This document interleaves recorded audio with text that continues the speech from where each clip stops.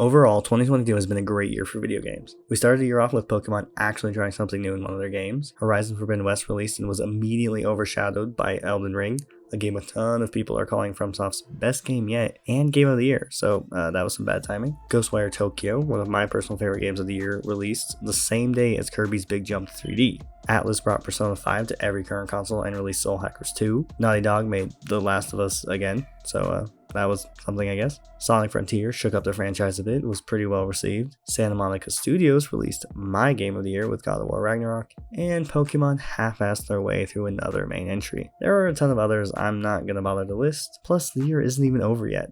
I'm still really looking forward to the Callisto Protocol personally. I expect a video for that here soon. It's been a really good year for games, and in the middle of all that greatness and games releasing that people actually want to talk about, Gotham Knights also happened. Welcome to this video here on Tin Maxx. I'm Tin. And I'm Max. What Tin was taking a long time to say is that this video is about Gotham Knights. Developed by WB Games Montréal, Gotham Knights is an open-world action and adventure game starring a few members of the Bat family. If WB Games Montréal sounds familiar to you, that's because they are developers of Batman Arkham Origins. They also worked on a bunch of the DLC content for Arkham Knight, which I actually didn't really know until recently.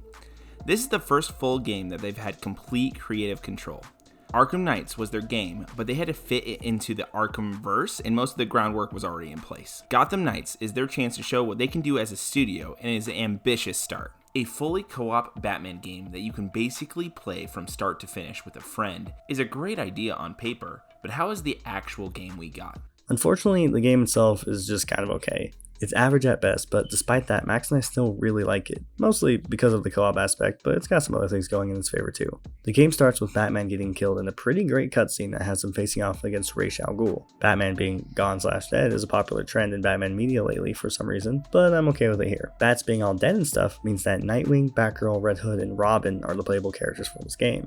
I love Batman and his supporting cast, so I'm happy they get a chance to shine in this game. It also works as a good entry point for the characters, for people like me who don't really read the comics. Red Hood was my main for the game, and I hadn't ever really seen him in anything before, and didn't really know a lot about him. Playing this made me like the character more, and want to learn more about him. Well, we're kind of already talking about it, so let's focus on the characters and the writing of the game for a sec. Overall, the writing isn't all that great. The story doesn't really do anything I found to be all that interesting or unique. The use of the Court of Owls as the main bad guy is awesome as a concept, but underwhelming in execution. Without spoiling anything, don't expect any big high points from the story. There's also some cheesy dialogue in the game. This line from Batgirl specifically made me roll my eyes.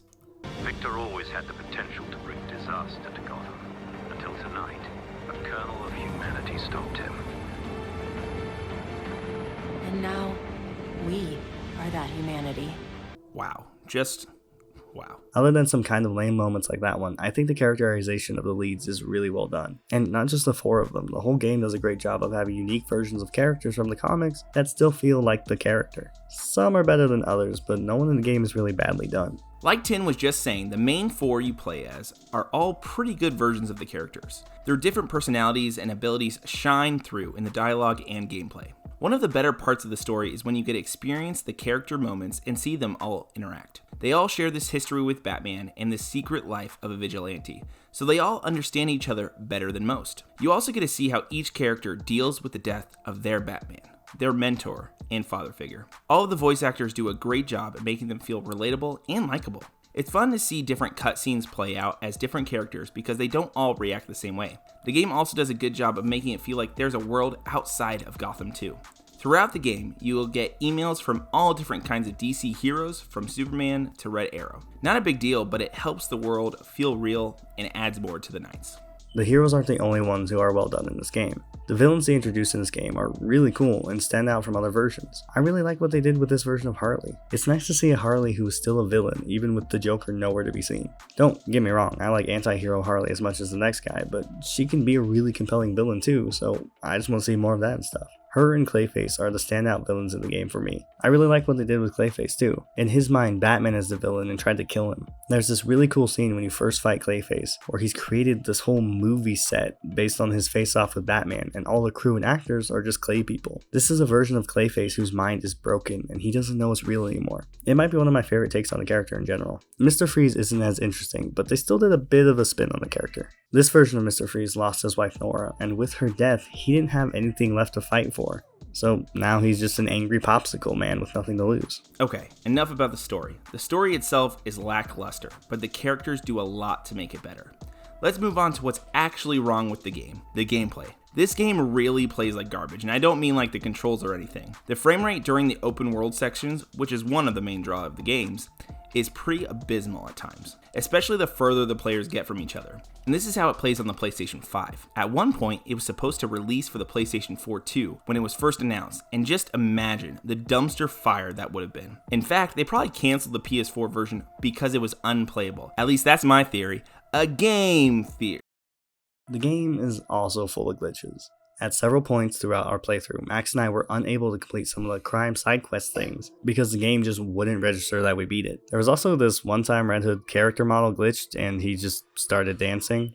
I mean, look at this. It also continued like this for nearly an hour. We tried fast traveling to reset it, and Max died at one point totally on purpose, and neither of those fixed it either. Not sure what did fix it, but it went back to normal eventually. The game is buggy and laggy and probably shouldn't have been released in the state it was in at launch, especially as a $70 next-gen game. This is all stuff I'm sure they'll fix with time, which will be nice, but it shouldn't have to be necessary in the first place. None of this was enough to stop us from playing the game or enjoying it for the most part, but still. The combat is pretty fun, but can also get pretty repetitive after a while. Grinding for gear can get old, but for the most part can be skipped. I don't think it's anywhere near as bad as that Avengers game. Not that that's really saying much, but it doesn't have any microtransactions, so that's something. All the different suits can be unlocked in-game, with the exception of some overpriced DLC suits. Making sure you have the right suits and equipment is important, mostly for boss fights, but can also give you an edge against specific enemies. The Mr. Freeze boss fights are a great example of this. Max and I were getting our butts kicked by old Freezy Boy until we changed out our gear to inflict fire damage. Doing this made the boss fight significantly easier and we beat it right away. I lost the footage of this, but just trust me, it was easier.